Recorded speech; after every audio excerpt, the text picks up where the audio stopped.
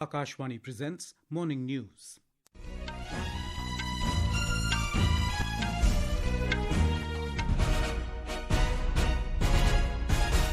Good morning, I'm Sunil Verma.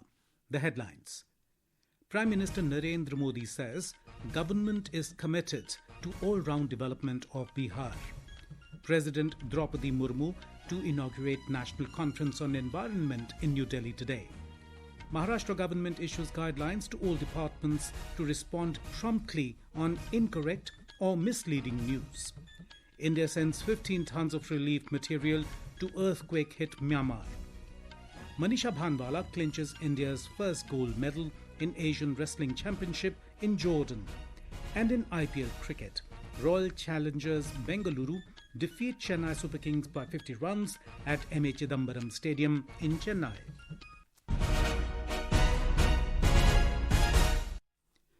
Prime Minister Narendra Modi has hailed the cabinet decisions approving the inclusion of the Kosi-Mechi intra-state link project in Bihar under the Pradhan Mantri Krishi Sinchai Yojana Accelerated Irrigation Benefits Program and a 4-lane Patna-Sasaram corridor project.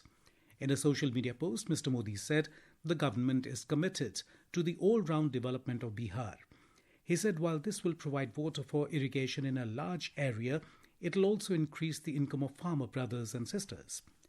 Briefing the media in New Delhi yesterday, Information and Broadcasting Minister Ashwini Vaishnav said the project will provide over 210,000 hectares additional annual irrigation in Kharif season in Araria, Purnia, Kishanganj and Katihar districts of Bihar.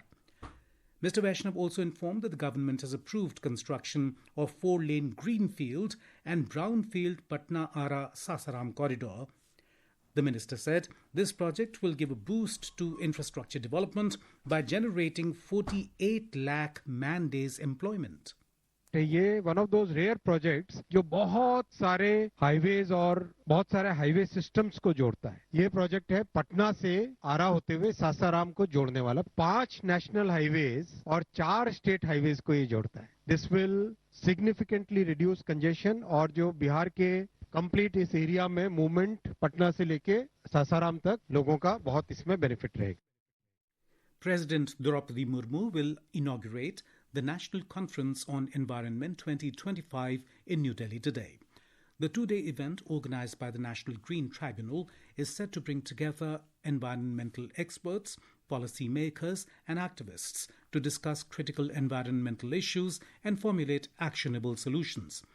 The meet will have 4 key technical sessions that will address pressing challenges faced by the environment, including climate change, pollution control, biodiversity conservation and sustainable development. The Maharashtra government has issued guidelines to all its departments through a government resolution GR to promptly respond to non-factual or misleading news about the state government. The move comes 2 weeks after the state issued a GR to set up a media monitoring centre to monitor news coverage related to the government, be it print, electronic, social or digital. The centre will analyse the coverage and take action on the spread of negative or misleading news related to the state government. In this regard, Director General of Information and Public Relations, Brijesh Singh, said that through the circular, the government aims to enhance its operational efficiency by taking cognizance of significant news related to governance and provide better services to citizens. A high-level committee under the chairmanship of Union Home Minister Amit Shah has approved projects worth over 1,604 crore rupees for 5 states under the scheme for the expansion and modernization of fire services. These states are Bihar, Gujarat, Jharkhand, Maharashtra and Kerala. The committee also approved over 555 crore rupees for Sikkim for recovery and reconstruction needs arising from the devastating glacial lake outburst flood in the state during October 2023. The Ministry of Home Affairs said that the government has taken several initiatives to ensure effective management of disasters in the country. The Union Home Minister will be on a 2-day visit to Bihar beginning today. Mr. Shah will attend several programs, including a public meeting at Gopalganj and state-level cooperative conclave in Patna. Mr. Shah is scheduled to hold a meeting with party leaders. Tomorrow, Mr. Shah will inaugurate state-level cooperative conclave in Patna.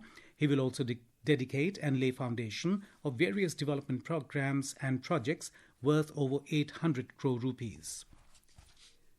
Prime Minister Narendra Modi will visit Maharashtra and Chhattisgarh tomorrow.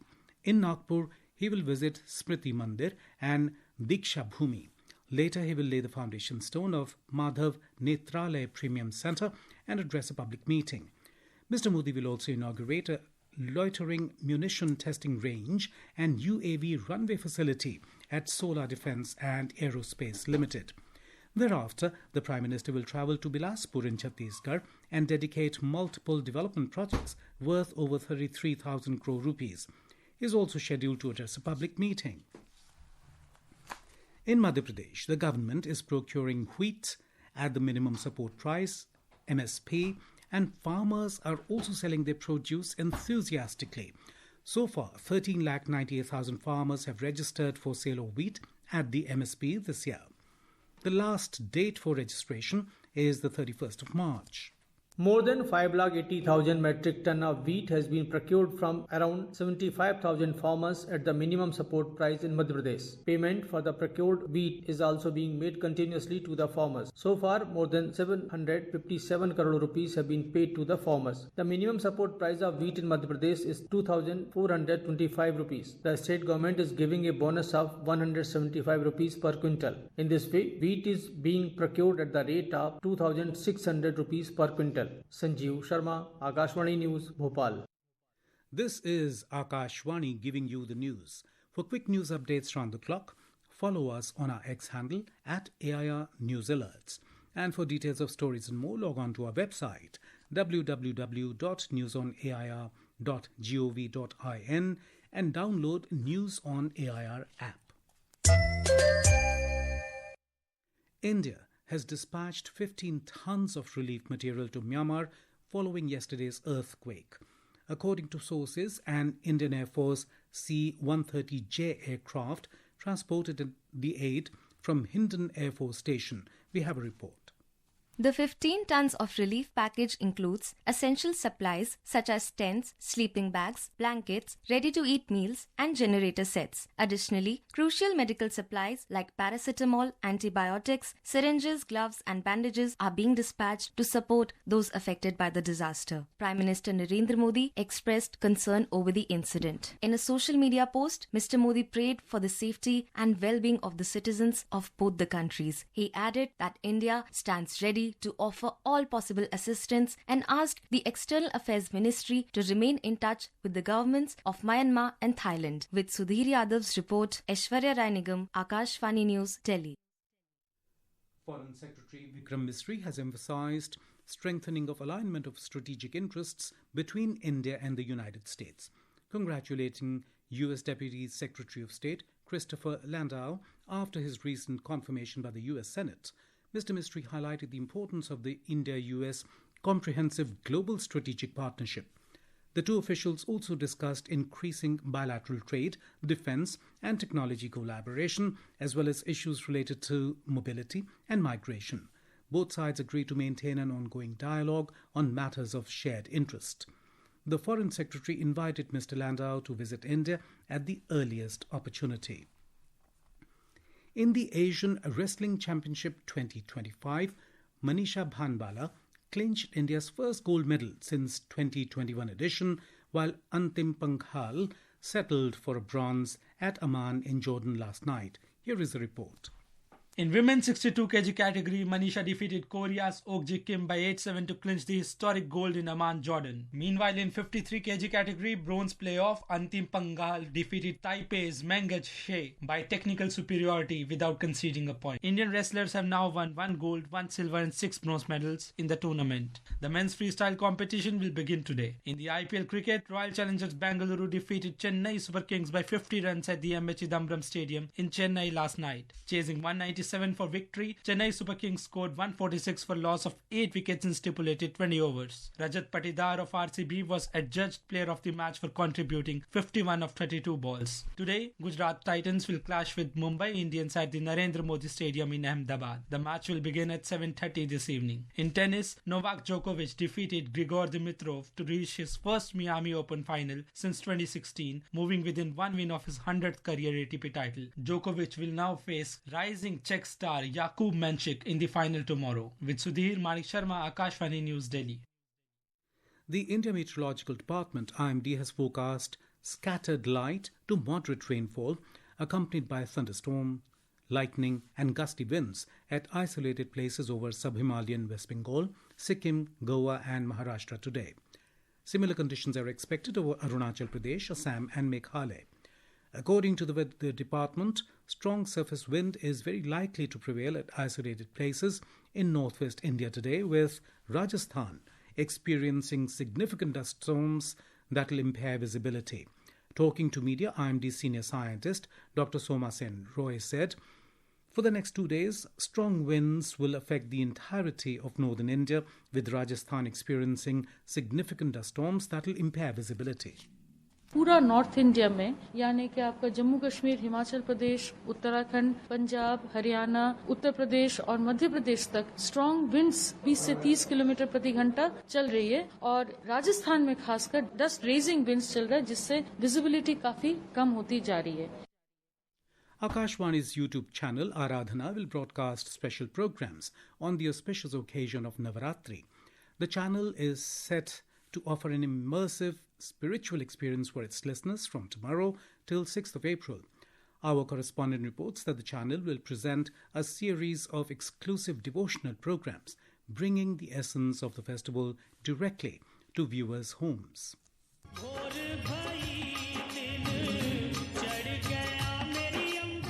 Special highlight of the Navratri celebrations will be bhajans performed by renowned artists such as Anup Jalota, Narendra Chanchal, Hari Om Sharan and Anuradha Podwal. These renditions will be aired from 6 p.m. to 7 p.m. every day. Speaking about the channel, Prasar Bharati CEO Gaurav Dwivedi said that the channel will feature a curated series in which Navratri's each day significance will be highlighted. Special stories on Navratri highlighting Devi Maa ke Anek Swaroop, which will be broadcast from 9 a.m. to 9:30 a.m. each day. Special stories about various Shakti Peeth will be released on the channel. The Navratri celebrations will culminate in a grand live program on Ram Janmotsav directly from Sri Ram Janmabhoomi Mandir, Ayodhya. This special broadcast will take place on 6th April, bringing the divine festivities to audiences across the nation. Listeners can tune into Akashvani's Aradhana YouTube channel to experience the spiritual essence of Navratri and celebrate the festival in an atmosphere of devotion and reverence. Aman Yadav, Akashvani News, Delhi.